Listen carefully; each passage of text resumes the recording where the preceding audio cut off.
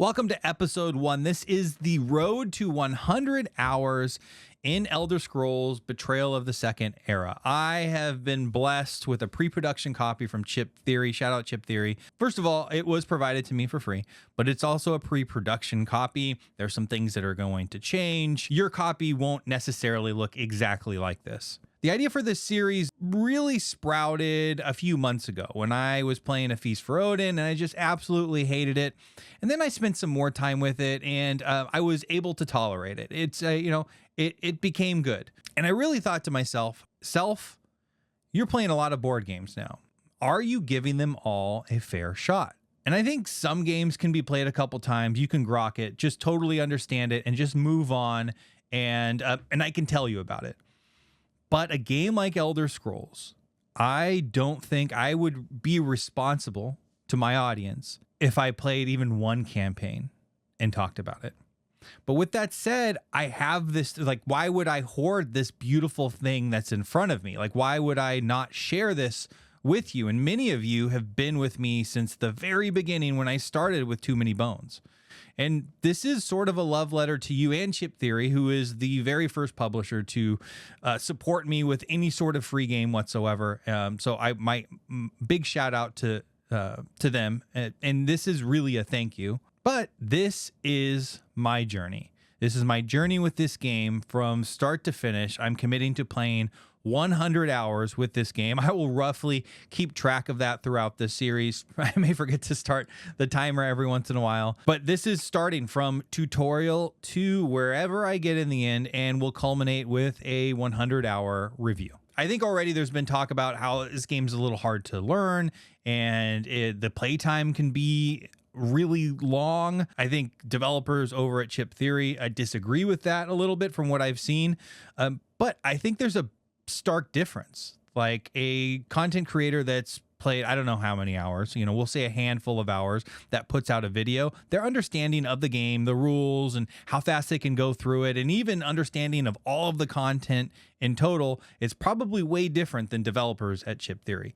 So I'm going to move through all of this content with you and bring you along on that journey. What does that mean? Does that mean it's just a ton of gameplays? Maybe it'll be some montages. Maybe it'll be some discussion on character building or adventure building, discussion on learning this game and best practices. Who knows? I don't know where I'm going to go. And that's different. A lot of things that I've done on this channel are frankly very well edited. Specifically, I'm cutting down to the nitty gritty, and it's after I've completely understood the game fully.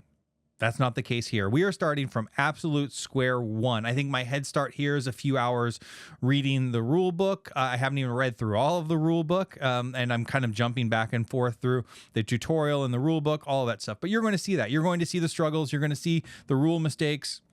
If you're a rules lawyer out there, feel free to point them out, but that's also part of the process here. I want to show you how tough it was for me to learn this game or not, and all of the mistakes I've made, and also, I think most importantly, what my impressions are and how they change throughout the 100 hours of play. Many times when I'm playing a game, I love it out of the gates, and then I get to, 3, 4, 5 times, and I've just understood it, and it's just not as exciting. If I were to give a review to you after first play, it could be glowing 10 out of 10. It could drop all the way to a 7 after 5 plays. Vice versa. Some of the more complex games, I'm just so frustrated coming out of my first couple plays. You spend most of your time sitting in a rule book, reading, trying to just get through the gameplay. Your strategic understanding is not there yet whatsoever. The game hasn't slowed down for you. You're just trying to make it through. But once you play 3, 4, 5, 6, 10 times or more, my thoughts on games certainly have improved over time. What will that look like here? I don't know. We're going to find out. We're going to fast forward just a little bit through the tutorial. We'll circle back around on adventure creation, but just know I went through those first steps. We're going to jump right into this first battle, this jailbreak introduction scenario, and then kind of continue on this journey and see where it takes us. I will say, if this flops and nobody likes it and you're not watching it, or it's just not content that you're interested in, that's totally fine. I'll probably just put this out on the members Discord, and then eventually you'll see that 100-hour review, which I'm totally fine with as well. I just won't take the time in editing it. And in that, I will actually get the review to you faster. But if you do enjoy this, please let me know. That may give me the fuel to continue to do this. So let's get into it. So at this point, I have gone through the tutorial, and we'll start. This is your tutorial guide here using this book. Table of contents. It gives you a very specific scenario. There's a jailbreak scenario. You're in jail. You got to get out. Apparently that nests with the video game. I've not played Elder Scrolls. But in this instance, it's giving you very specific cards to act as if you drew, and is going to walk you through a very specific scenario. So it has you set up. It kind of goes through sort of setup, but then references what is this other large rule book as well at the same exact time. So what I've done is as I've done the setup, I've gone through and actually read the sections that it's referring to, but it's just saying that, you know, Ryan and Shannon are considering this, or they've looked at this section and have decided to do this, so on and so forth. And that kind of brings us to where we are now post setup. We've also created the adventurers. There are two of them, one for Ryan and one for Shannon. We have a dark elf with a destruction staff and a combat as well. It goes through all of basically the way to set up this character. It is your decision as to where you're slotting those stats in. That is very much because if you slot a stat across from another one, they are going to interact with each other in that they only have so much space to grow. So if you want to have a ton of health and be a tank, for example, putting an attribute on the other side of that row that you don't want to upgrade a whole lot would probably be what you'd want to do. At least that's my take here. I don't know. I guess I'm probably 2 hours into setup and reading and all of that stuff. Shannon is an Argonian combat one-handed shield. We still have to choose. I don't know. I guess it's your specialty. I don't even know what they're called yet, but we're going to get there. And where we are right this second is the jailbreak encounter. We have set this up as is. And now we are going to go through the introduction encounter. So let's flip to the table so you can see this. And here we go. All right. So this is basically everything I think we're going to be interacting with. I do have we're going to test to see if there are enough Too Many Bones health chips. I can't stand the plastic ones. I've said in the past, I wish they were standard. I know it would make the game cost more, but this game is all about tactile feel. And once you've felt the premium health chips, you just can't go back. Okay, so let's see what we're doing here. Okay, we're 3 minutes and 48 seconds into this, and I need to actually start playing this game. Okay, so jailbreak, introduction, encounter, adventurer turns. As the first battle round begins... I guess I should probably flip back to that. Let's go. All right. So I think you can see here. So as the first battle round begins, there are no abilities to trigger. There is not a fatigue round either. So neither adventurer gains over fatigue or takes fatigue damage. So all of this stuff is in the rule book, but it doesn't explain it in the tutorial, which is, it's probably good, I guess. So you have kind of a streamlined tutorial, and it does give you pages to go reference if you want to read more about what fatigue is and over fatigue. Those just basically clog up your, what is it called? What do they clog up? What's this recovery? What is that? Refresh? Nope, that's not the word. We'll get to it. It's time for the adventurers to take individual turns. Adventurer turns, see adventure turns in the rule book. I did read that a little bit last night. I will say, if you are a veteran of Too Many Bones, there's plenty there that's similar, but there is just enough kind of extra overhead that you're probably initially going to be constantly, referring to, like what you can roll, what you can't roll, what you can do on your turn is a little bit different, as well as as far as I've seen so far, there's not initiative. Anyways, so recovery step. Before Shannon can take actions, she must use her recovery step. Shannon has a cooldown stat of 2, which means she would recover 2 leftmost dice in her cooldown track. Cooldown track, there we go. That's what we were talking about, cooldown.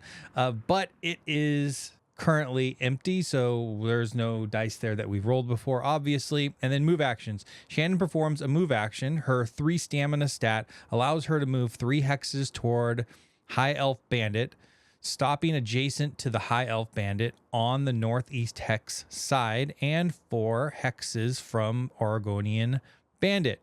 All right, so we are going to take here to here. Okay, so let's now flip. All right, so Oregonian is going from here, and we're moving 1, 2, 3 spaces. We can move 3 spaces because we have stamina equal to 3 here. I believe that's what the green is here. Yes. So Shannon performs a move action. Her 3 stamina stat allows her to move 3 hexes towards the High Elf Bandit, stopping adjacent to the High Elf Bandit on the northeast hex side, and 4 hexes from the Oregonian Bandit. So this is Oregonian Bandit here. 1, 2, 3, 4 hexes away. That all makes sense. All right, next up is the engage action here. I wonder if, as I'm here, instead of flipping back and forth, should I just create a view? All right, so I've made a new window here. Maybe you can reference as I look at stuff, so I'm not flipping back and forth. We made a little on-the-fly custom view. Okay, let's see here. Let's go back to where was I? We placed them. All right, she's made her move. All right, so Shannon performs an engage action. She is in the sword battle form, which is right up here. I don't know what the actual name for that is, but you know, it is what it is, and chooses not to change it.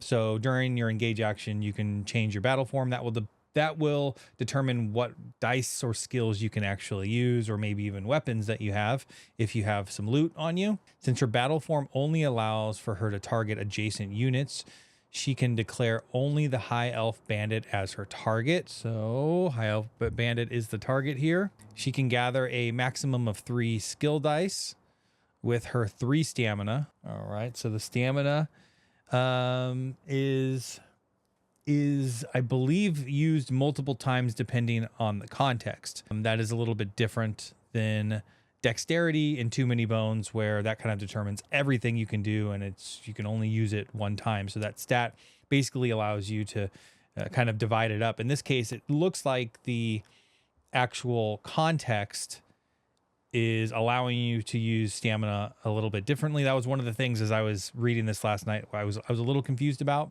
But all the dice she gathers must be from a skill line that either have the little sword icon or no icon. She gathers 2 shield discipline dice. So that's these here, which are level 1 dice from One Hand in Shield. So One Hand in Shield is this right here, which is basically a skill line. And this level 1 describes the dice effects. Sorry, I'm not fancy. I don't have the secondary camera to throw this stuff under. So Shield Discipline says, when you place this die in an active slot, deal X damage to your target. So the active slots are up here, very similar to Too Many Bones.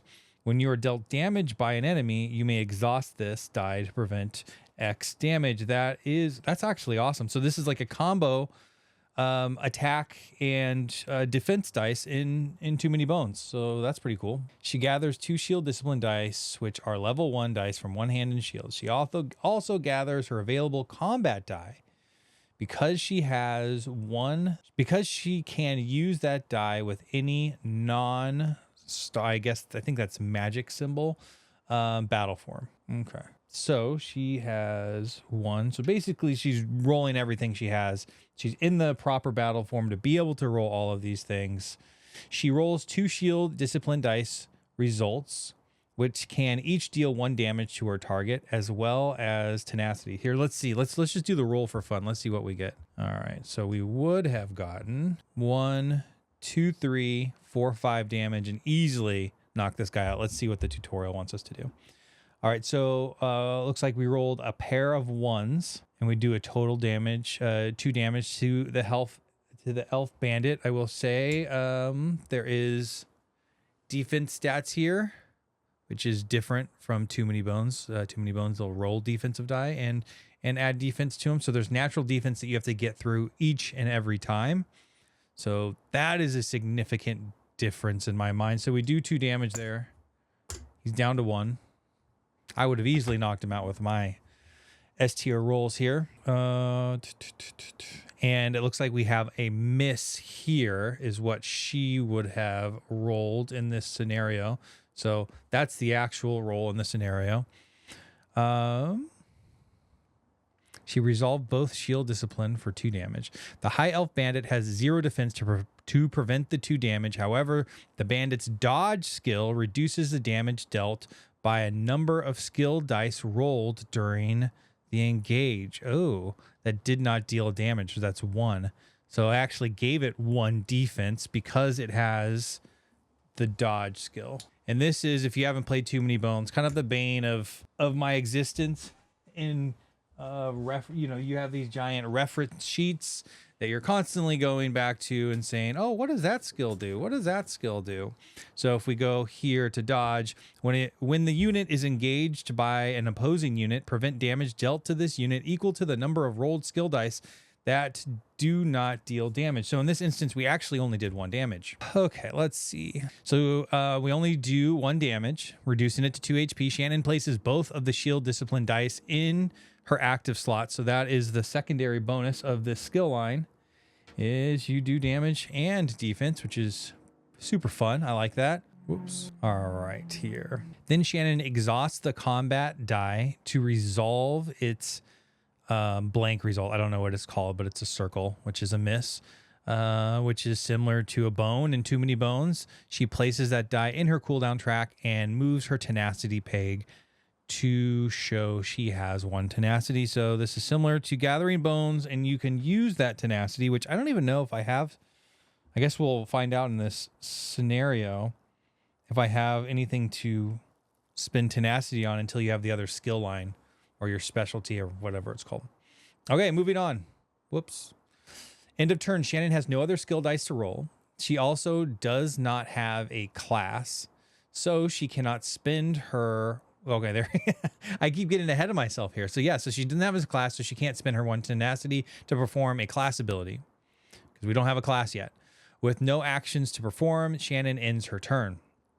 Shannon has taken the first turn. She checks this off of the list of achievements for the jailbreak introduction encounter, noting that the achievement is hers. What does that even mean? The only thing I have to check off is this. Or not even check off, to write on. So where is that? Take the first turn, Shannon. Oh, is this like in the book? So unfortunately, I don't know where the Blackmarsh scenario is. I think it's in the 90s, so bear with me here. No. Jailbreak introduction. Okay. Oh, okay. So here it is. Here's so I'm guessing those checkoffs are in the book. Are you supposed to write in the book? That would be wild. That would be crazy to do that. So as you play Jailbreak Introduction Encounter, note which adventurer completes each of the following achievements. Each adventurer can complete multiple achievements, but it's also possible for an adventurer to complete no achievements. Or you may print and fill in the PDF. Okay, so I kind of hate this. So you're supposed to keep track of this stuff, which I totally understand. You don't know how many times somebody is going to have to use this. I would have probably made these, and I know it would have cost more money, dry erase. I would have made a bunch of these different checkoff lists as dry erase. So anyways, we'll let them keep track here in the tutorial. We digress. Looking ahead to Shannon's next turn, she will start by recovering the exhausted combat dice. So I have to put here in her cooldown track and placing it back in that die, back in that attribute row. If she exhausts 1 of her active shield discipline dice to prevent damage dealt to her before her turn, she will also recover that die. But she can only recover 2 dice per turn as her cooldown stat is 2. Makes sense. So Ryan's turn. Ryan takes his turn next. Recovery step.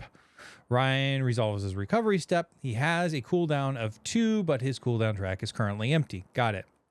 Ryan performs a move action. His 2 stamina stat allows him to move up to 2 hexes. So he moves 2 hexes, ending 1 hex northwest of the entrance tile. 3 hexes from the High Elf Bandit and 4 hexes from the Argonian. So he goes 1, 2. That's because he, or I guess she, the Dark Elf, can move twice. All right, 21 minutes in. Time check. Done. Engage action. Ryan performs an engage action with his 3 magicka stat, which is the blue here. Ryan is in the magic battle form. Don't take that as the true term. I don't know what it actually is called, but he can gather only dice from skill lines with that icon or no battle form, and cannot gather his combat dice while in that magic battle form. He gathers his 2 fourth shock dice, which belong to his destruction staff line. Ryan rolls 1 result. Okay, so let's roll these. Let's see what we can do here. We've got his 2 dice. All right, I have a miss and something else here. Let's see what that one is. So if I would have rolled that, deal 4 damage to your target and 1 true damage to any adventurer. Holy shit. That's kind of crazy. Level 1? Okay. That would be a ton. So what he really rolls instead of this is this result, it looks like. So Ryan rolls 1 result that can deal 2 damage to the target and 1 result that can deal 4 damage, but must also deal 1 damage to an adventurer. Now I'm wondering, like, what is my range? I'm forgetting what range is. I think it might be equal to stamina. Who knows? We'll see. All right. So he is 1, 2, 3 away. 1, 2, 3 away. So he has to have at least 3 range on this thing. Yeah. Playing games. No, I already ate. Yeah, I can do that. That's fine. So what? I mean, what's the movie thing? Is he just asking about it, like he wants to go, or like scared if he has to go? Well, ask him. Does he want to go? Okay. Yeah. Okay. Bye. All right, let's get through this here. Interruptions. All right, so Ryan rolls 1 result that can do 2 damage to the target and 1 result that can deal 4 damage, but must also deal 1 damage to an adventurer. The High Elf Bandit defense is 0, which means it will not reduce damage due to defense. However, the bandit's dodge skill will still reduce damage if any skill dice rolled against it do no damage. Therefore, Ryan decides to resolve both dice and deals 6 damage to the bandit. This reduces the enemy to 0 HP and defeats it. However, Ryan still needs to fulfill requirements of the die result that he deal 1 damage to an adventurer. He decides to deal that required 1 damage to Shannon. Ooh, to Shannon. This damage was not dealt to Shannon by an enemy, so she cannot use her shield discipline dice to prevent it. Shannon loses 1 HP, reducing her to 4. Then Ryan exhausts both 4th shock skill dice, placing them in his cooldown track. All right. So we are exhausting. Shannon is here. She loses 1. And that's that. Oh my gosh, I keep scrolling wrong. Ryan has defeated the High Elf Bandit. He checks this off the list that should be dry erase of the achievements for the jailbreak introduction encounter, noting that this achievement is his. Okay. Now aware that he may need a defense against the remaining undefeated enemy. Oh, I forgot. We defeated this enemy. That's gone. Ryan performs another engage action. Ryan must gain 1 light fatigue to perform another engage action. So you have to, where are they? All right. So Ryan has to put a light fatigue in this cooldown track now, and that's going to clog up his cooldown. However, it's probably worth it to be able to knock this one out. He does have to change battle forms. I will predict here. He can change his battle form as part of his action. He has only combat skill dice to roll, so he must change his form to one that allows him to roll those dice. He switches to defensive battle form. All right, so he goes to here. So I wonder why his combat can just be any battle form that's not magic. Is that what it said earlier? I don't know. We'll figure that out. While in the defensive form, Ryan's combat dice have no target ability that can be resolved. So he declares no target. Why is that? I don't know where that information comes from. All right. Ryan's 2 stamina stats allows him to gather both of his combat dice, so he does. Yeah, one of the weird things that I was reading last night, or not weird, just the rules, which are sort of confusing, is like what order of actions you can use. Like you technically can do whatever you want. However, there's an order that you have to go in. Like you can move twice in a row if you want, but here I'm just like talking out of my ass here. I probably should just look up the rule book. So like the move action, for example, a move action or ability ends when you cannot or choose not to move additional hexes. You may perform move actions up to twice per turn. So is there like a reference to that somewhere? But there are limitations on the move action. If you perform no engage actions on your current turn, you may take a second move action. If you have taken a second move action in your turn, you cannot perform an engage action. It seems worded odd, but so basically you can't engage and move twice on the same turn. If you move twice, you just move twice. You cannot perform a move action if you performed an explore action. So there's like an algorithm to movement. You cannot perform a move action if you've performed an explore action that turn. You also cannot perform an explore action if you performed a move action. So if you want to explore, you need to have already been in the spot you want to explore. I think you can explore with like a range of your stamina, if my memory serves. So just being in the general area will help you. Your adventurer's movement cannot be interrupted by other actions, but it can be interrupted by abilities or events. If this happens, the interruption is resolved after the adventurer moves into the hex. So this is going to take just a little bit to get used to here. That's all right. I'm here for it. I am happy to learn it. All right, so where were we? All right, so Ryan got the light fatigue. He can change his battle form as part of his action. He has only combat skill dice to roll, so he must change his form to one that allows him to roll those dice. He switches to defensive form. Like, is there some sort of reference? I guess it says here on the combat skill. Combat skills represent raw damage output or defense. Combat skill dice results have different meanings depending on your current battle form. Combat skill dice can be rolled in any battle form except for what I'm assuming is magic, that little star symbol. Okay, so then it gives different results depending on what battle form you're in. I get it now. I'm here.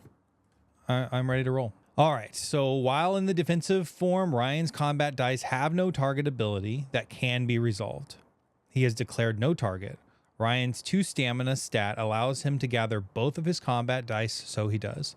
Ryan rolls a 1 result on each of his dice. Let's see if that's true. Let's see what David rolls. A 1 and a 2. I'm actually doing better here. But no, in Magic Land, we rolled 2 1s. Because he's in the defensive battle form, he adds both results to his active slot. If he is engaged later, he can now exhaust those to prevent damage. So those just go right up here. And that is referenced down here. When you're dealt damage by an enemy, you may exhaust this dice to prevent X damage. All right, those just act as shields or defensive dice in Too Many Bones. This all makes a ton of sense. Ryan has no misses, and no class abilities to spend it on. If he did, so he decides to end his turn. Sorry, reading is hard. Looking ahead to Ryan's next turn, he will start by recovering his 2 force shock dice from his cooldown track, leaving a single light fatigue die. Okay, I like it. All right, so he didn't do anything. We still have 1 enemy here. Continue with the example from the jailbreak introduction, encounter setup, and adventurer turn examples. After both adventurers have taken their turns, only 1 enemy remains. So this is a big difference from Too Many Bones. There was the initiative system where enemies, you roll your any die, and enemies had a natural initiative, I believe it was. Sorry, it's been a few months. I believe that's it. But regardless, enemies could kind of slot in between other gear locks. In this instance, it looks like you always have the initiative over enemies, and then all of your characters go, and then enemies go. So I'm wondering, does that give a significant advantage to higher player counts? You know, 4 adventurers get 4 turns before all of the enemies, but I guess there's more enemies. Sorry, I keep getting getting interrupted. We're thinking about going and seeing. Anyway, where on earth was I? So yeah, I was just talking about initiative. Got it. Continuing the example from Jailbreak Introduction, encounter setup, adventure turn examples. After both adventurers have taken their turns, only one enemy remains. If there were more level 1 enemies, the players would decide the order of those enemies' turns. That's an interesting strategic decision. Instead, the Argonian bandit takes its turn. I have not read anything about enemy turns yet. I didn't get there last night, so this is all new here. I will be no guessing. All right, so on the bandit's turn, there are no start of turn effects to resolve. So the Argonian bandit goes straight to its move step. Although its range is 3, neither adventurer is in range, so the bandit must move. The Argonian bandit first determines a destination hex to move toward. The destination hex must be the closest hex where at least one targetable unit would be in range. So it looks like, I'm already forgetting what all of the numbers are. We'll see. Enemies can move up to 2 hexes. So that's general movement everywhere. You can only move 2 hexes.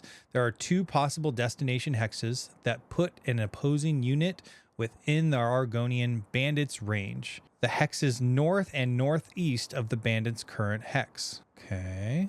Since both destination hexes are equal distance from the bandit must move toward its priority unit. So its priority is the highest health. So I'm guessing it's going to move here. 1, 2, 3, 4. Oh no. They both have 4. Oh no. What are we going to do? Since both destinations are equal distance, which is the strongest opposing unit, the one with the most HP. However, both adventurers currently have 4 HP. So I should stop guessing and just read this. So the players decide that the bandit moves towards Shannon, the Argonian adventurer. So that would be here. So that's interesting. It only, even though it has movement of 2 where it could technically get here, it has a range stat. It must be of 3. So 1, 2, 3. So it's staying further away, making it tougher for us to get to, which is smart. I like this. The Argonian bandit resolves its engage step. The Argonian bandit determines a target. It has 2 target icons, and its priority is the strongest opposing unit. However, both adventurers are in its range of 3, so the bandit targets both. So the bandit's going to roll once and do that same damage to everyone. Ryan gathers and rolls the bandit's 1 enemy combat die for a 2 result. What is the enemy combat die? Does it even show it? No, I don't even know what the enemy combat dies look like. They are black. No idea where those are. Let's see, real life roll. What would it be? Oh, it would hit for 2. Okay. For 2 result. Oh, hey, I rolled exactly what the tutorial told me to roll. I'm good. Which is resolved against both adventurers. Then the players resolve the roll against their adventurers in order of the bandit's priority, starting with the strongest adventurer. Since the adventurers are currently tied for priority, the players decide that Shannon will resolve the roll against her adventurer first. Shannon exhausts 1 of her shield discipline dice from her active slot to prevent 1 damage. She takes the remaining damage. Why? And loses 1 HP, reducing her HP to 3. Shannon places the exhausted skill die in her cooldown track. Additionally, she adds 1 light fatigue die to her cooldown track because of the bandit's enfeeble skill. I need to start trying to remember these, so every time they're referenced, I'm going to read them. After this unit's engage, its target gains a number of light fatigue, and it is 1. Oh, I put them here. Put them here for easy reference. All right, so Ryan exhausts both of his combat dice from his active slots, boom, to prevent 2 damage, so he loses no HP. Ryan places both of the exhausted combat dice in his cooldown track. Then he also adds 1 light fatigue die to his cooldown track from the bandit's enfeeble skill. All right, the Argonian bandit targets both adventurers, but only Shannon takes 1 HP damage. Oh, so this is just a recap on the next page. Shannon exhausts 1 of her active dice. Then she does this. All right, so do we look like the tutorial. All right, 3, the Argonian bandit has engaged, and the adventurers do not have any abilities to trigger in reaction, so its turn ends. The adventurer and enemies have taken their turns. This is the time to trigger any end of round effects, but there are none to trigger. The encounter is not complete, so the first round ends and the second round begins. This example is continued in the PDF available at chiptheorygames.com/support. Oh, so that was it. That was the battle example. Okay, so it looks like we go into, let's see, page 18 of what? 18 of 39. Next will be jailbreak introduction encounter. So now it's just gonna, so it doesn't actually take you through any more of the battle on the map. It starts to just do hypotheticals where we're going to pretend that we moved onto this spot and talk about jailbreak, lockpicks. All right, so next up here, we are dealing with a lockpick example. So basically the combat ended. It's fast forwarding a little bit. If you want to actually go and play it, you can. Apparently it's in the rulebook somewhere. I have not went and actually found it and continued to play it. For the sake of moving on and trying to actually play my own game, I'm going to just move through the tutorial as is. So jailbreak introduction encounter lockpick example. All right. So as you can see here on the screen, I have the card that they are referencing here. And up in your top left corner, you also have the tutorial that I am looking at. So later during the jailbreak introduction encounter, Shannon moves into the hex with the cache chip.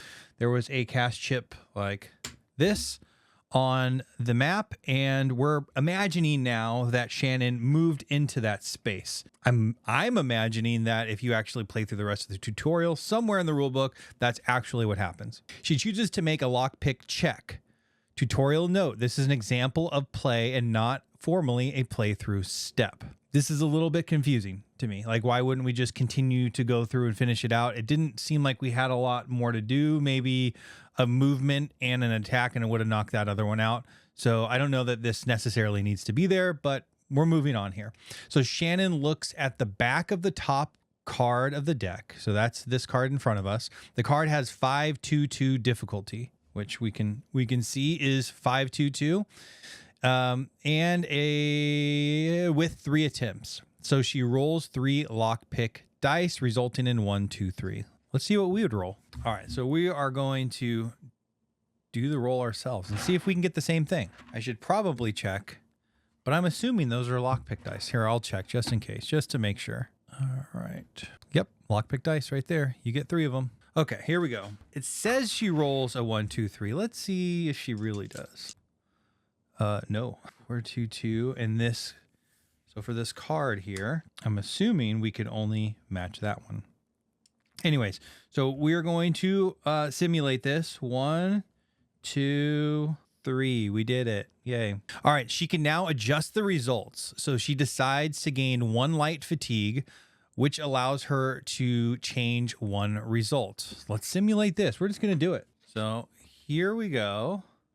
Sorry, the camera's not quite zoomed out, but we are adding a light fatigue to change a result. She can now adjust results. So she decides again, 1 light fatigue, which allows her to change 1 result. She changes the 3 result to a 2. So we go here. So now we have 2 2s. Okay, we're close. We're close to unlocking this thing. She has now matched both 2 digits, but has not yet matched the entire code. She still has 2 attempts, so she keeps the matching dice, returns to the roll step again, and rolls the 1, resulting in a 3. Let's see what we would roll. So we have the 2 2s. Let's see if we can just knock this out here. No. Let's see if we did both of them. No, we would not. We would still have to take fatigue. But for the sake of this, so she gets the 3, and then she changes it twice to get to the 5. She does that by taking more fatigue, light fatigue. We'll read this. She can again adjust results. So she decides to gain 2 light fatigue, which allow her to change up to 2 results. I think I'm missing something in here because the picture shows 4. I've kind of played with this mat since because I know it gets reset. But we're just we'll add those in there. Which, by the way, shout out Chip Theory, like this nice little tray. I can move this all around without stuff falling. I don't even know if you're meant to play with this. It's a storage tray, so you can save in between games, but it's nice. I like it. So we have the 5-2-2. Shannon has now matched all digits of the code with her dice.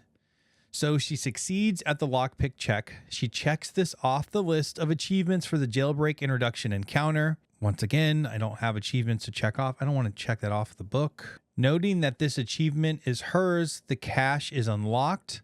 So she discards the chip and takes the top card of the deck. So she discarded this off of the mat and takes the top card. It's a consumable item, the Falkreath Meatloaf. She adds the item to her ready slots. The lockpick check interrupted Shannon's move action. However, she moved 3 hexes and has no additional movement.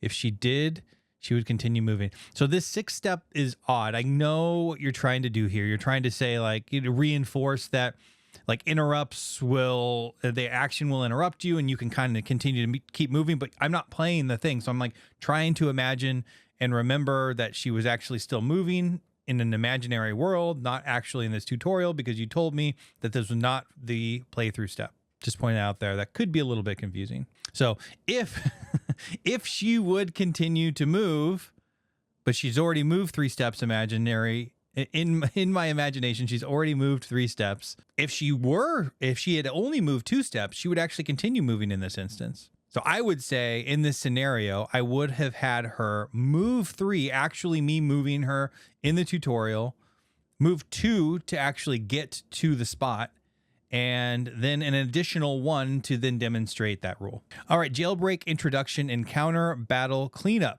Oh, let's look at the meatloaf real quick. Discard this item, then gain 3 bonus HP, or each adventurer gains 1 bonus HP. That's awesome. That's a cool little item. All right, so now she has a bunch of fatigue that she had to deal with. As a reminder there, as she, with 2 on the cooldown, based upon the picture that we're seeing here, she would have to go through 2 cooldown steps to actually clear those dice completely. So that is quite the burden. All right, jailbreak introduction encounter battle cleanup. Another round passes in the jailbreak introduction encounter, but eventually the adventurers defeat the remaining enemy. This fulfills the objective and ends the battle. Before the players can move on to choose their classes, they clean up the battle. See rulebook page 86. So presumably you should go and read about cleanup. I'm not going to do that for you here. Each player places their adventurer chip back on its place on their mats. So it would go on that thing. Shannon, the Argonian, still has a shield discipline dice in her active slot, so she removes it and exhausts it. So basically what it's saying there is she still has this, and she needs to go put it down here. Whoops. With those light fatigue dice. So to actually get this, like I said, she has a cooldown of 2. She'd have to hit that cooldown step. So basically 2 turns in until she can actually get any of those dice back, which basically just gives her 2 dice to roll. The players disassemble the battle map.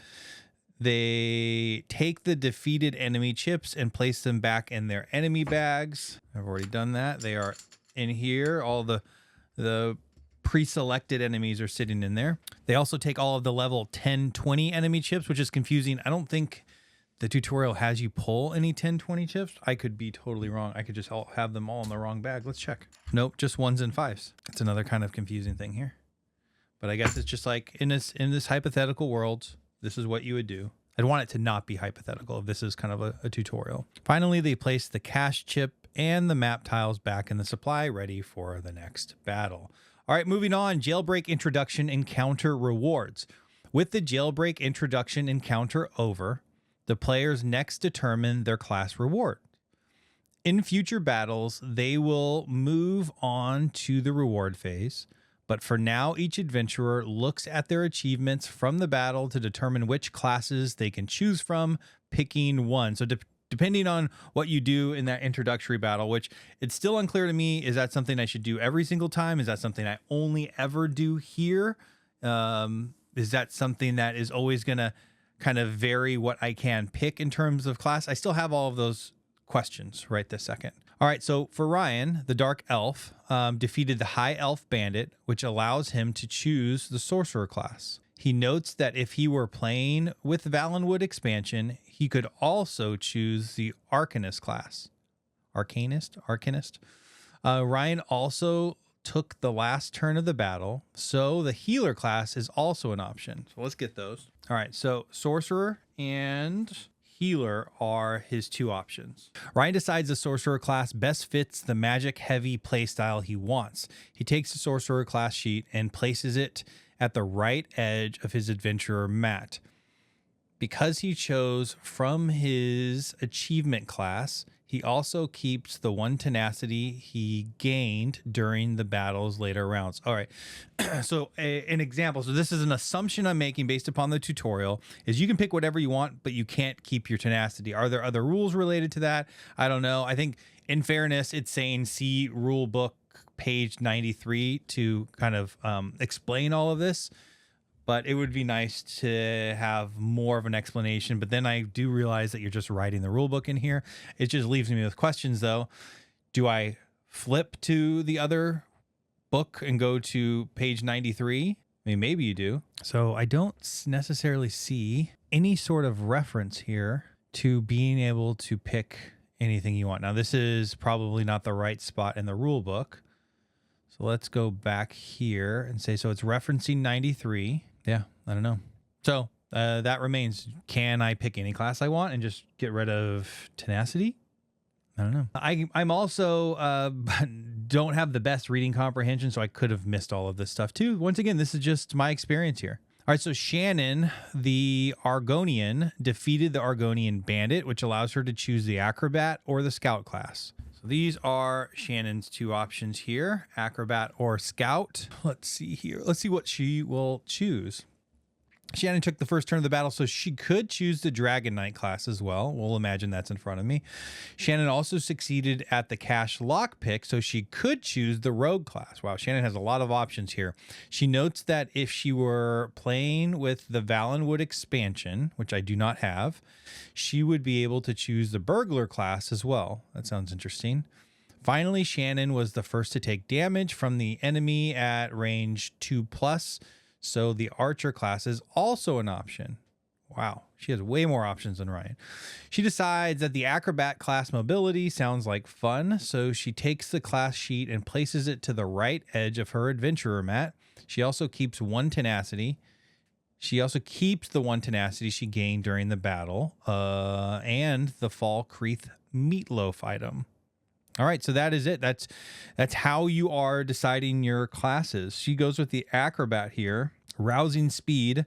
So I'm guessing these are all, we haven't gone through this in the tutorial yet, but I'm guessing we have the tenacity cost next to the actual ability here.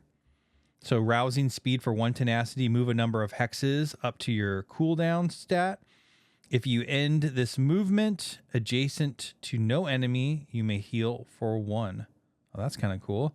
Arcane Alacrity. Sorry, words are tough. Place yourself 2 to 4 hexes away from your current hex, then spend any amount of additional tenacity to deal each adjacent enemy damage equal to the additional tenacity spent. And then for 2, it's an interrupt. When you would be dealt any amount of damage, so you can spend your tenacity here, you may drain a die anywhere on your adventurer mat to prevent that damage. And then number 3, Fighting Finesse, apply a fear status die to the adjacent enemy. I don't know what fear does.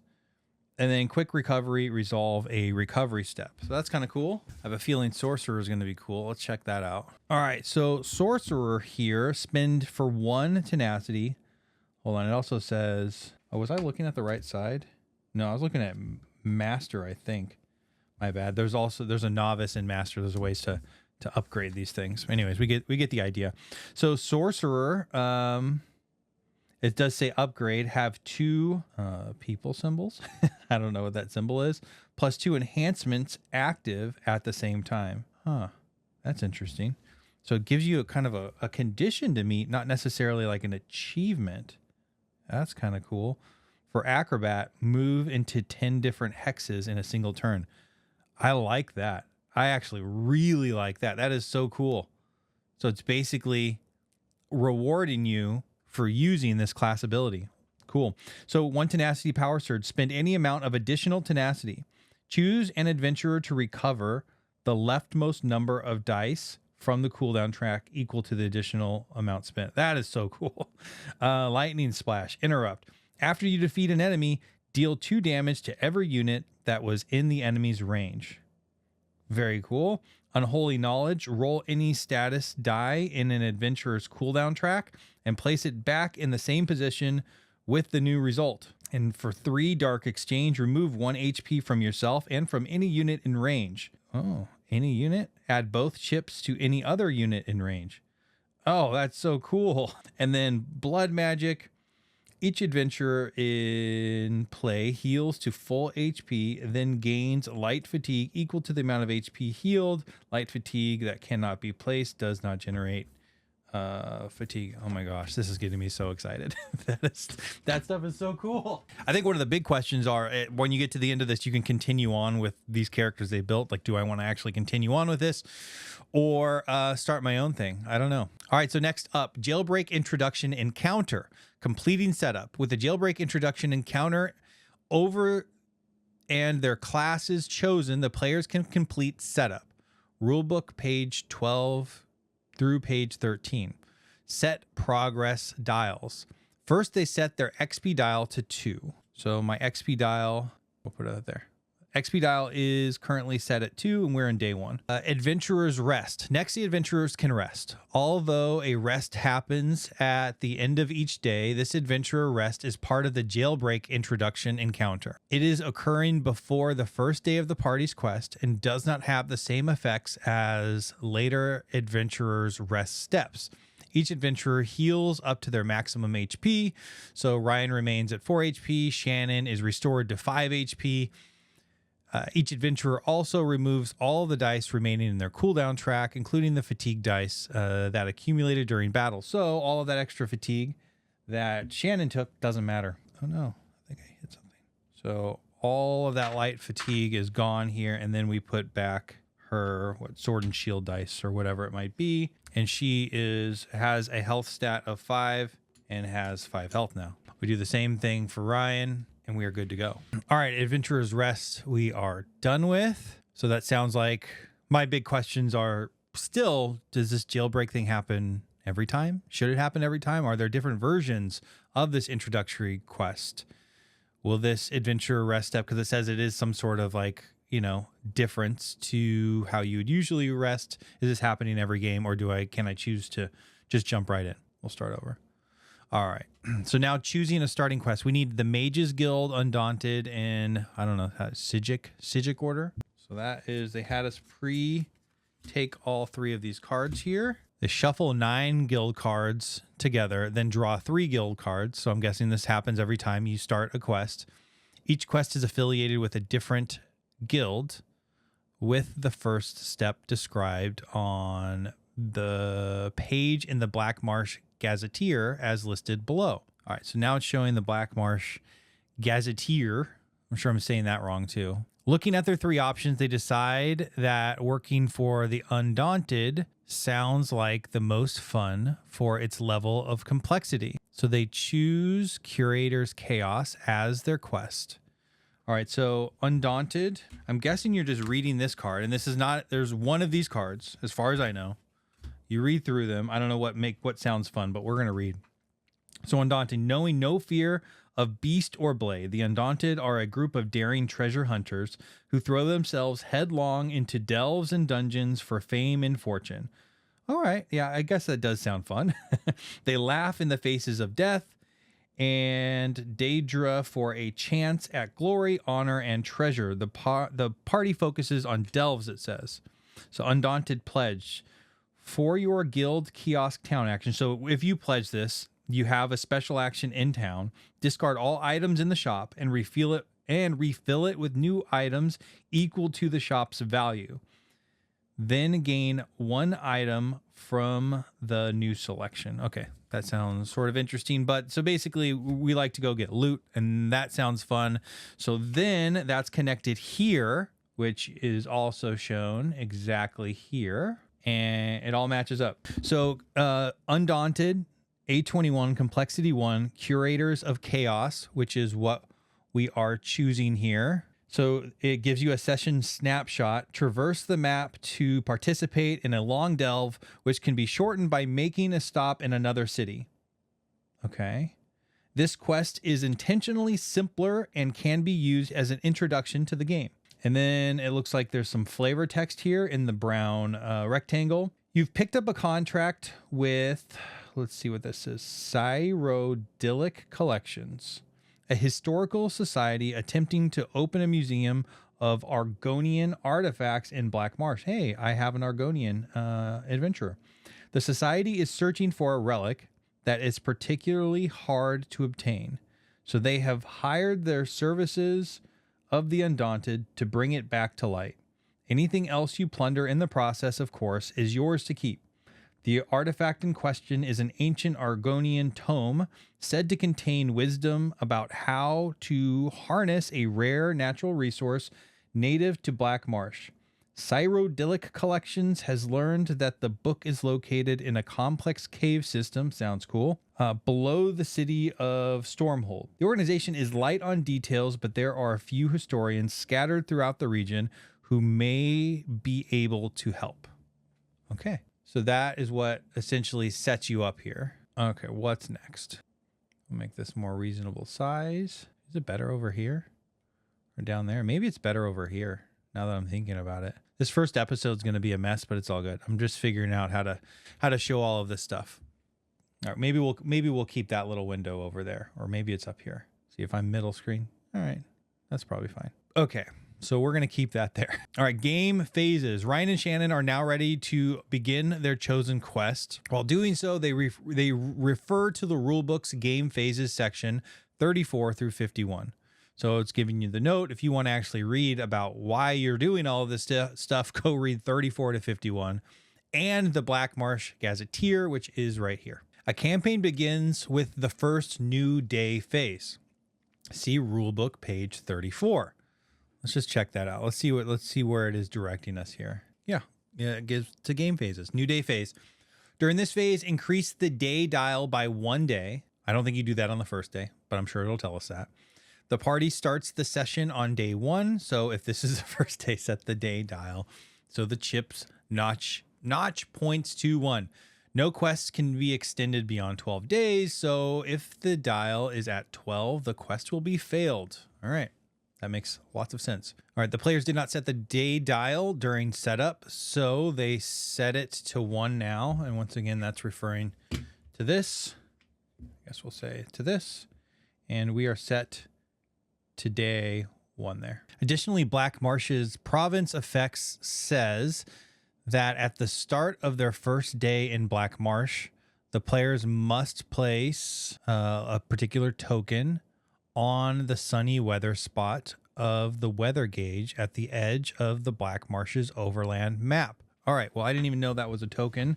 So what we're referring to here is this part. Let's see if I have that token mixed in with other tokens. What does that look like? I'm guessing it's one of these white ones here. What is it a picture of?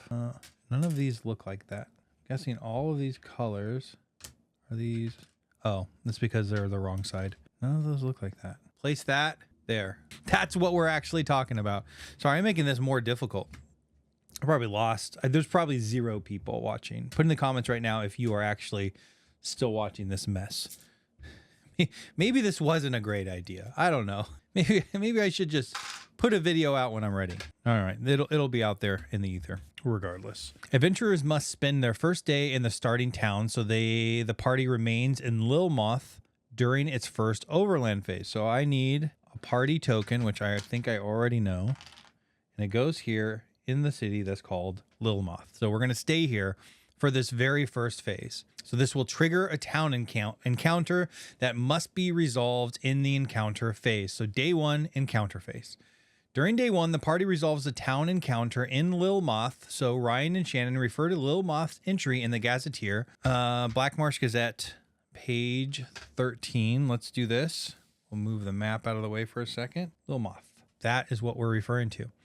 There is no town effect to trigger at the start of the encounter. Instead, Lilmoth's Olis Bay Tradeway ability affects an adventurer who visits the town shop. See below.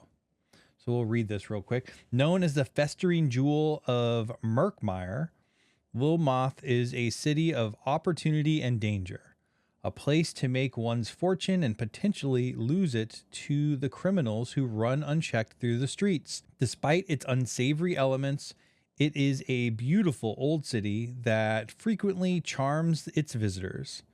Cyrodiilic Collections, an organization that collects Argonian artifacts, is attempting to found a museum here. Hey, that goes with our quest. This is odd. So Olis Bay Tradeways. When an adventurer takes a shop town action, they may gain 2 items instead of 1.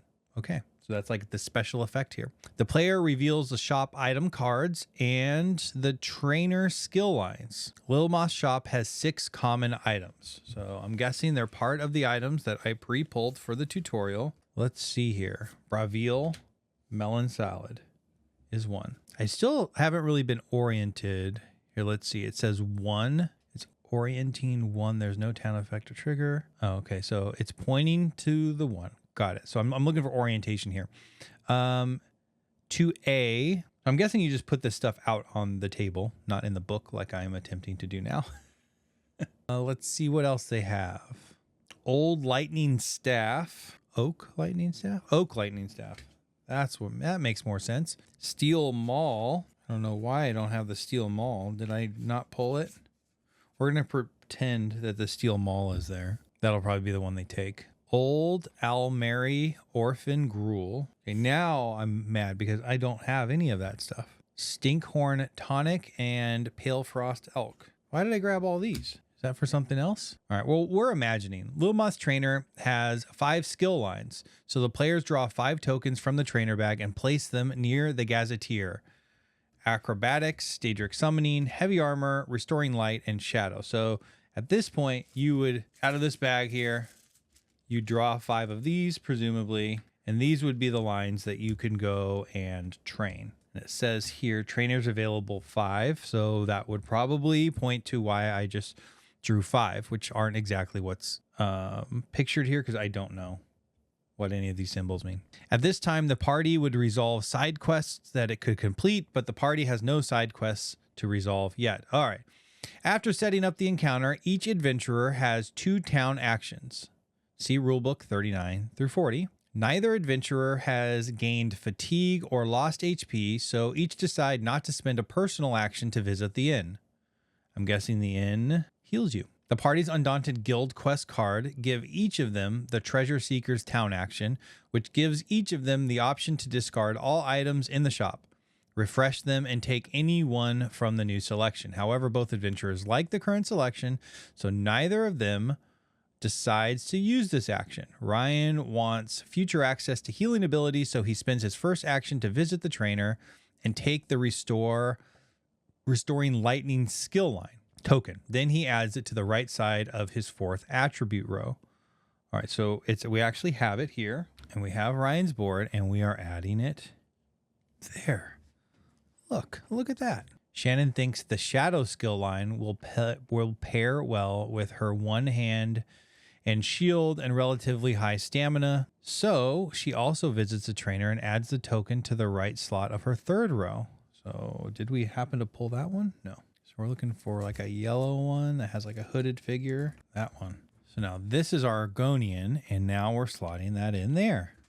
Done. Ryan spends his second action to visit the shop. The shop has many common cards to choose from. Fortunately, Lilmoth's Olis Bay Tradeway, I don't know which one's misspelled, but Olis Bay is spelled with 2 I's here and 1 I in Ryan's step here. So Ryan spends his second action to visit the shop. The shop has many common cards, yada, yada, yada. Ryan takes the Oak Lightning Staff and the Bravil Melon Salad. So, all right. So Ryan takes this stuff. He's got it. Since his ready slots are not full, he decides to add them both item cards to his ready slots. Shannon decides to visit the quest board. I don't know where these quest boards are. What does that mean? What's a quest board? Is that just this? Oh, quest board. I need it to be like a worker placement game where I actually like put a worker on there. She draws the top 2 cards from the side quest deck, which are Dark Forces of Greed and Prodigal Bandit. The players read both cards. They agree that Dark Forces of Greed look easier to accomplish since they are already close to Black Marsh's southernmost conflict landmark. Shannon takes the card, accepting it as a side quest for the party. After this, both adventurers have used their town actions, so the encounter phase is completed. The players proceed to reward phase. Whew, okay. So what did we just took? We just took, what did we take? Dark Forces of Greed. All right, so they had me pull Dark Forces of Greed. So one side, it's just sitting in a deck you have preset up. Looks like you can draw the top 2 cards when you go there. I don't see any sort of indication of that. It might just be in the rule book, something to remember. Let's see. Dark Forces of Greed. A Breton mage has reported that a shipment of his tomes have been stolen by cultists. He requests you aid in retrieving it. Travel to the southernmost conflict landmark, which we are close to. We'll look at that in a second. And initiate the following clash for the day's encounter.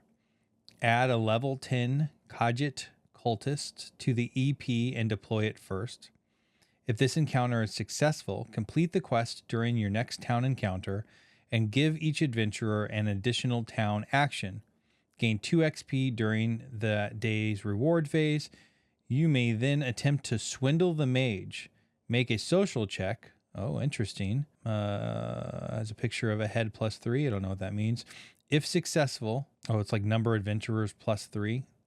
If successful, one adventurer may search the bag deck, whatever that that deck is. Oh, I'm guessing the loot deck or whatever this is. Another symbol item, glyph of stamina, and gain it shuffling the deck afterwards. Oh, so you go and get a specific item.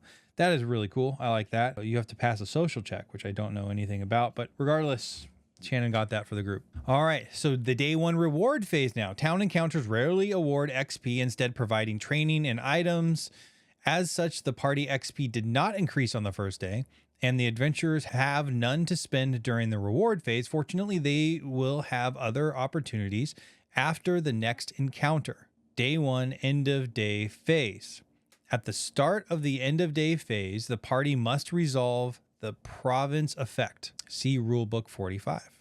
Because they had a town encounter, the adventurers did not draw a peaceful overland card earlier in the day. They now draw the top card of that deck. Swamp Fever, which has a rainy weather, it looks like. Looking at the Black Marsh's province effect, this means that the players must set the weather track to rainy. This reduces the party's base overland movement rate to 2 hexes. This is from 3, is kind of standard, but will not affect the party until the next day. After setting the weather track, the party cycles the drawn peaceful overland card to the bottom of the deck. So we would be pulling. So we pulled Swamp Fever. I don't even know why we drew this. Why did we draw this? So at the start of the end of day phase, the party must resolve a province effect. Because they had a town encounter, the adventurers did not draw a peaceful overland card earlier in the day. Okay, what does that matter? They now draw the top card of the deck. Swamp Fever, which has the rainy weather. Looking at Black Marsh province effects. So let's find the Black Marsh province effects first and foremost here. I don't see anything that actually says province effects. I see overland mechanics related to the movement differences. Oh, so sunny weather allows you to move 4 hexes. Rainy weather allows you to move 3 hexes. And flooding is 1 hex toward your destination. Okay. So it's actually just having us, I don't know why though. Why did this have us move that there? Because the symbol is on the next card in the peaceful overland deck, the weather switches to rainy. The players move the counter token to that space. Maybe I need to read now page 45 to understand why that actually happened. Because we drew this, it doesn't seem like you're actually referring to anything else on it but this symbol. Is that true? All right, so activate the province effect is the step that we are in. So you refer to the overland icon on the current peaceful overland card. If the party drew a peaceful encounter card during the overland phase, refer to that card's icon. Okay, We haven't quite gotten to that. It seems like there's some missing context here relative to what I'm doing, but we'll figure it out. Refer to that card's icon. If the party did not draw a peaceful overland card, draw one now. So that is what the tutorial is referring to. Then compare the overland icon to the key in front of the gazetteer to determine if the province effect activates. If it does, follow the province's rules to resolve the activation. Some cards have no icon, and the effect of this is also explained in the province's rules. If the card has multiple icons, resolve each icon in order they appear from left to right. All right, I think I need to do some more reading here. I'm a little bit lost. I think I don't have like a one-pager for all of this that I know of yet, or that I've come across that might help to tie all of this together. I feel like I'm just like missing some context, but hey, this is where we start. This is how it all starts. All right. So after completing the activate province effect step, the party can rest. The adventurers lost no HP and added no dice to their cooldown tracks. So this is all because of the previous jailbreak session having a special rule that fully heals them, I believe. If they had, they would heal 1 HP and remove 1 die because they are playing at adept difficulty. So that's referring to the difficulty. We'll have to refer to that each time we go and complete this step. The adventurers are permitted to trade items during the adventurer rest step. So Ryan decides to give Shannon the Bravil melon salad and item he gained during the town encounter. She gets the salad. There we go. After this, the day ends and a new day begins. Hey, we got through one day. As day 2 begins, the party advances the day dial to 2. Let's do that. Day dial is at 2. Their current quest step says it is completed by traveling to either Stormhold at the extreme north of the map or traveling to the nearby Stone Wastes. All right, Stormhold is all the way up here to complete the quest, or Stone Wastes is over there. So now though, where's my current quest step? Did I miss this? So Curators of Chaos, when completed, no. Oh, keep going here. Quest objectives. Okay, so I just didn't have the right page. So the quest objectives: travel to Stormhold and proceed to quest step B22 for the day's encounter. All right, so it gives me B22 if we get to Stormhold. Recommended by day 12. Initiates the end of the quest. Alternatively, you may choose to research. Does that mean the entire campaign is done, or is that then trigger another quest? Is it campaign 3 quests, or are there? I think so. Like, is this one session is a quest? I think we'll find out. I'm sure if you're watching this, there's many people that know the answer to that question and are probably screaming it, but I'm just learning here. Alternatively, you may choose to research the caves below Stormhold by traveling to Stone Wastes or Percolating Mire and completing a town encounter, recommended by day 6. During this town encounter, you must take a group of town action to discard a number of treasure, or whatever that is, treasure chest, equal to the adventurers, gain 1 XP during the day's reward phase, and proceed to quest step C23. Okay, well, that's at least giving some context here. So during the Overland phase, they move the party token 3 hexes northwest from Lilmoth. So it's going here onto this icon, this little starry icon.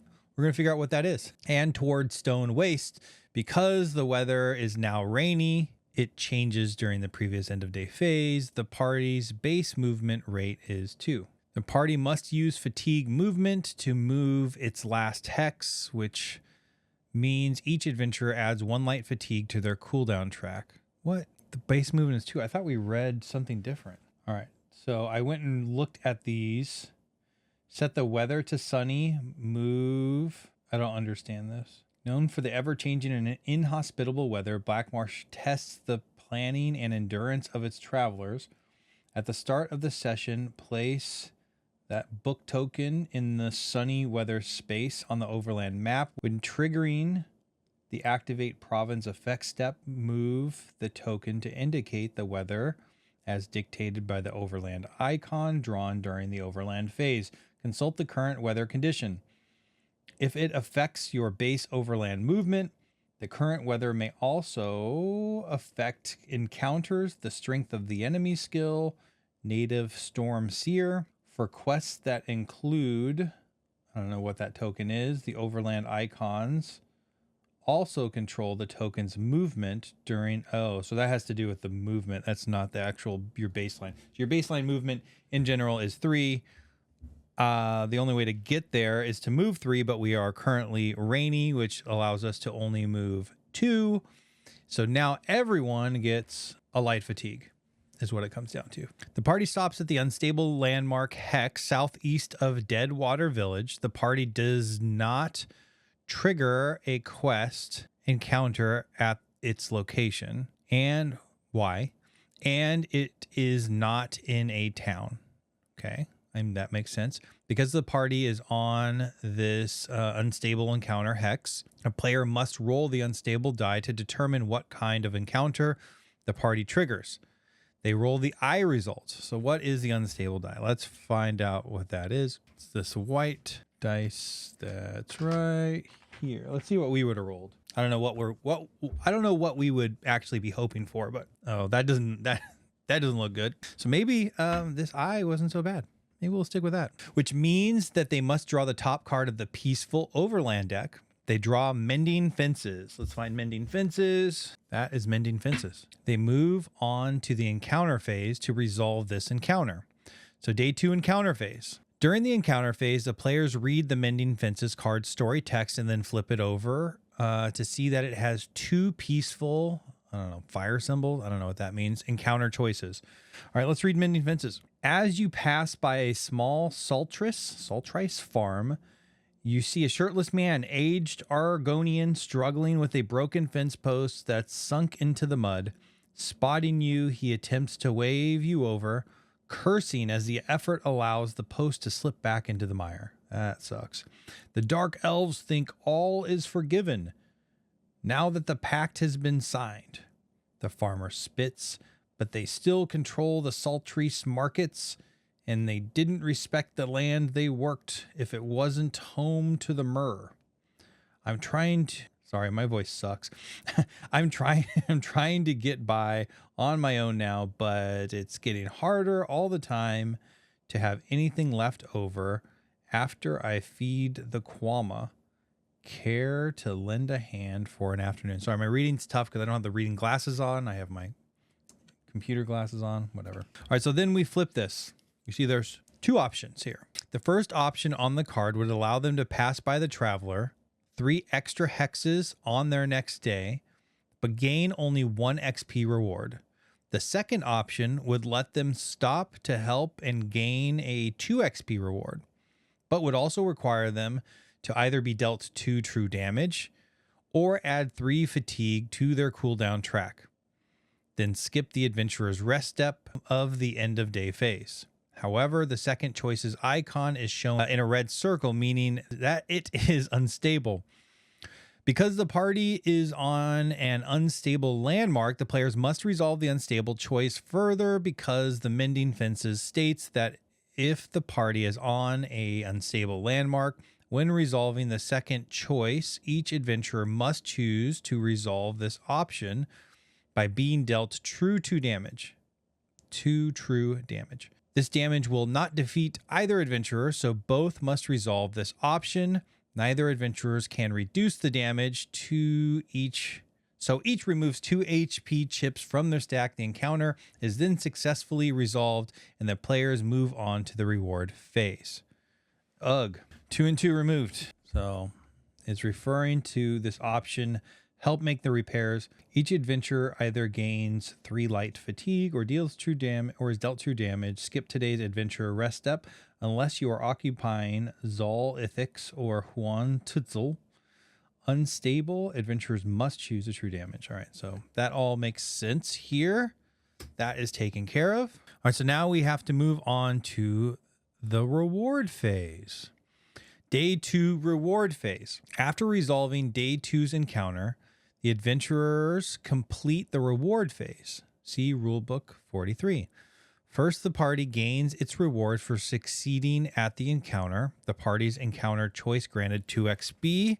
And I'm guessing that's because this choice has a 2 next to what I am guessing is an XP symbol, which then means that we have to move this little marker to the 2 XP's place. All right, so first the party gains a reward for succeeding an encounter. The party encounter choice granted a 2 XP reward, so that party increases its XP dial from 2 to 4. So this dial has to go to 4, which is part of determining, I believe, the strength of the battle and the number of enemies that you draw. Similar to Too Many Bones. All right, the party resolved the encounter at an unstable location on the Overland map. Because of this, each adventurer gains 2 tenacity for resolving the encounter. Each adjusts their tenacity peg to show this. So it looks like they both should have 3 at this point. Done. Next, adventurers each decide whether to untrain any of their stats or skills. At this point in the game, neither wants to do so. Oh, interesting. Untrain. No context there, so I have no idea why you'd want to untrain. I'm guessing maybe make space for another skill. After this, the adventurers gain their advancements and spend XP individually. Ryan spends 1 XP to add 1 purge skill die, a level 1 skill to his restoring lightning skill line. That skill line's round token is in the right side of the row. So the XP cost to add this die is set to the number in the black box above the rightmost column. Let's look at that. All right, so here is the board we're referring to. So he spends 1 XP. So now he's down to 2. No, that's not XP. That's tenacity. 1 XP. Now he's down to 1. To add 1 purge skill die at level 1. What was added? Oh, is it these? These off to the side? Ugh. All right, so when I added this little restoring lightning chip, I forgot to grab the skill line for this all to make sense. I'm gonna need shadow for Shannon, and then there's restoring lightning. Okay, all right, so it's my dark elf here. He's got combat, destruction staff, and restoring lightning. So basically all of these are referring to different skill lines that are placed here.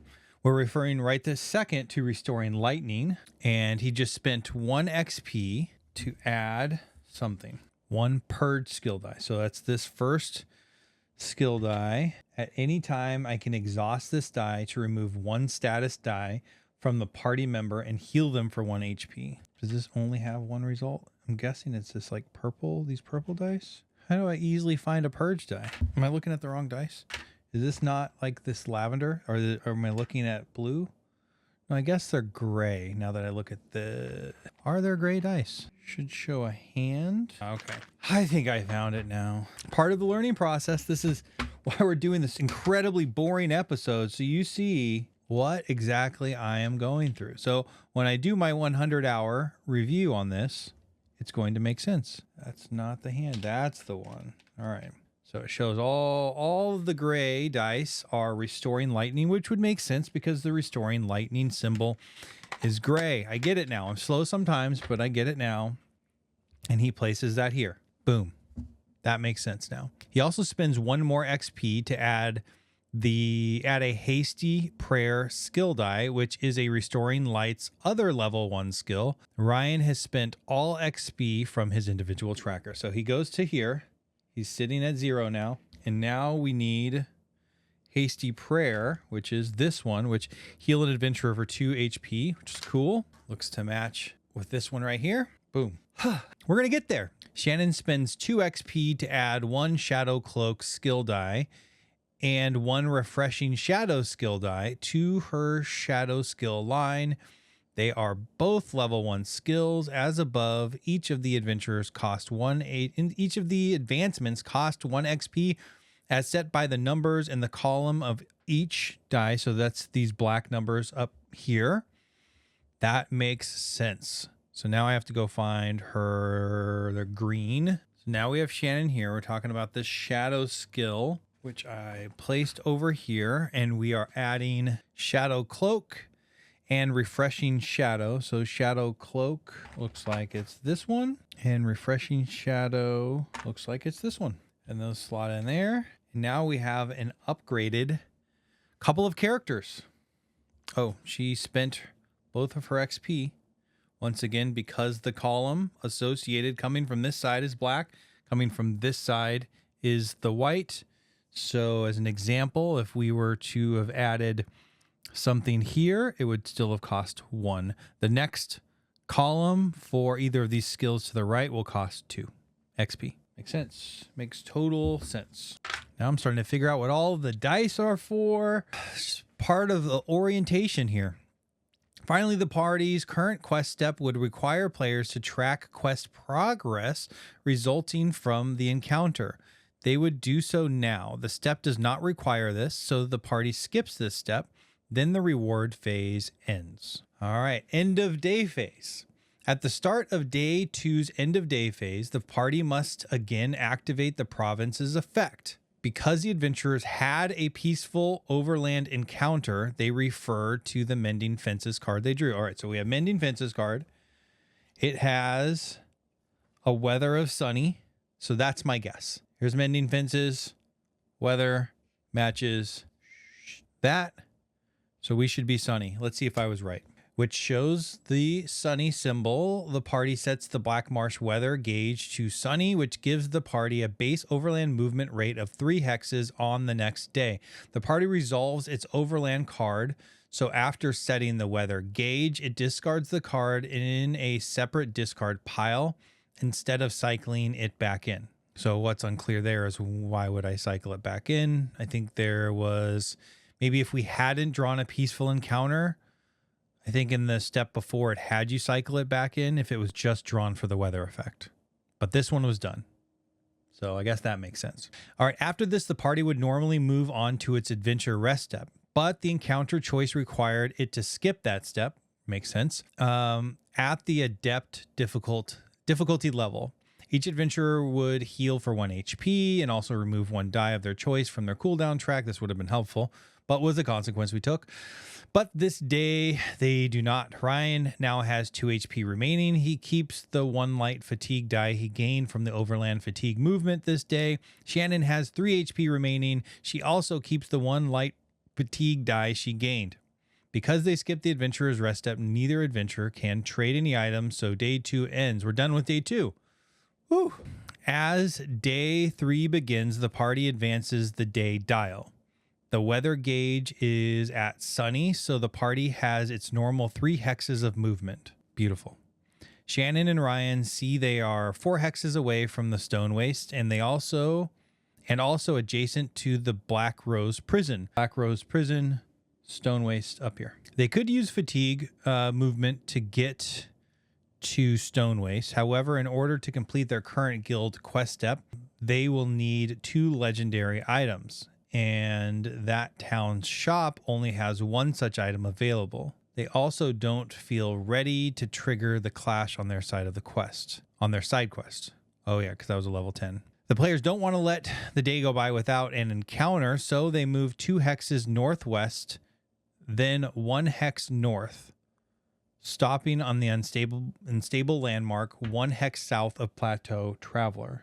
So here. So we're on another unstable encounter. So they know they're looking for more items. So if they were to go to Stone Waste, it says here there's only 1 legendary. So that's something apparently you'll go forward and scout that particular town, which is good for the game. It's kind of I don't know if thematically, like, you know what items would be sitting in a town, that kind of idea of discovery. But I guess, you could always look in the book anyway, so why hide that from people? So that makes sense. Again, the party does not trigger a quest or town encounter, so it must roll the unstable die. Let's see what we'd get. See if we match. Town.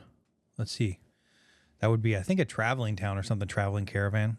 No, they roll the one I rolled last time, which is the Skull with Swords. I guess we're going to fight some stuff. Let's get to it. It means they must draw the top card of the Conflict Overland deck, which is the Pirate's Death for Ye. I'm sure I put this aside. Apparently I did not. All right, I have no idea where this thing is. I'm sure I put it aside somewhere, and I'm sure I misplaced it somewhere else. So we're just gonna go with what the book says. We're down here now. Because the party is on an unstable landmark, the party must resolve the unstable choice. Oh no, we're not there. What just happened? After reading the card's story text, they flip it over to see it offers 2 choices. A delve encounter to search for a horde of legendary items, and a peaceful encounter providing a common item for each adventurer. It seems like a great chance to gather the legendary items they need to complete their current quest step. However, they are at a unstable symbol. So their encounter card says they must set the weather gauge to flooding. And then since the weather is flooding, they must set the round counter die to 2. Now that the adventurers, the round counter die? Now that the adventurers have classes, they have more abilities than in the first battle. So despite the increased risk, they choose to try their luck with the delve battle. I was just saying that bad stuff is going to happen. So now we have pictured the pirate death of Yi here, or for Yi. So weather gauge has to go to flood it. I don't know if we set that now. The adventurers travel to another unstable location, which results in drawing the conflict Overland card shown above. Then the adventurers encounter choices cause the weather to change from sunny to flooding. So we did that. I did that here. Move the counter token to that space. All right, we're going to pause here at Delve. I'm going to go educate myself a little bit on Delves. It looks like we have a nice little battle coming up here. So we're pausing it. This is the first half of the tutorial. Second half will be coming soon. I'll kind of film and edit right after this. It should be kind of, I don't know, maybe a few days apart from each other. But like I said, if this is something you like, throw it down in the comments and encourage me to produce more of these. If you're here at this point in the video, bravo. I'm really surprised. I think once we get past these tutorials, they'll be a little bit more entertaining. But if you've made it this far, hey, hats off. I appreciate you. Have yourself a great day.